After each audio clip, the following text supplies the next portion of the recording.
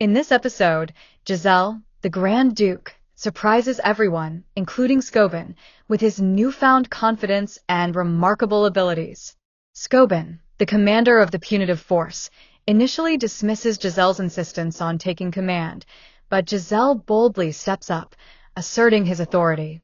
As the group faces an orc invasion, Giselle prepares the soldiers with a strategy that ensures they are ready for battle long before the orcs arrive.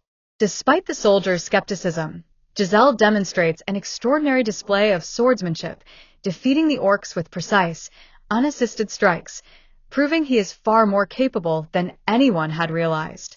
His skill and calm under pressure leave everyone, especially Scobin, in awe. Giselle, though physically weak, showcases a lifetime of battlefield experience, making him a formidable force without relying on mana.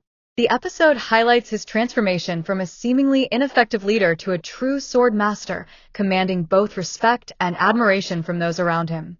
This chapter takes Giselle through a mixture of physical and emotional turmoil as he navigates through a situation that involves both physical exhaustion and a mental return to painful memories.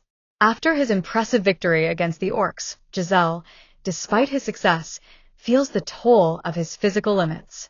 His body betrays him, shaking with weakness, but he hides it behind a mask of bravado and leadership. The tension rises with Giselle's efforts to direct his soldiers, only to find himself ignored, reminding us of how poorly he has been treated up until now. His desperation to command and assert control is clear when he resorts to yelling at Scobin, which finally gets the troops moving. The irony here is that, despite his weak and untrained body, Giselle still manages to maintain his composure and leadership when it matters most, showing the essence of his character, a mixture of bluff and bravado. As Giselle recovers and is taken back to the castle, the story takes an intriguing twist. He wakes up in a familiar room, now subtly changed by time, and finds himself reunited with Belinda, his loyal maid. The conversation between them is revealing, as Giselle is caught in the process of reconciling with his past and his current reality.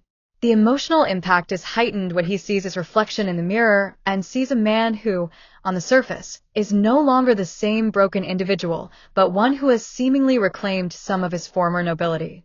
However, the true weight of this chapter emerges when Giselle reflects on the past, particularly the tragic death of his sister, Elena. The mention of her upcoming death in a week's time adds a layer of urgency and regret to the story.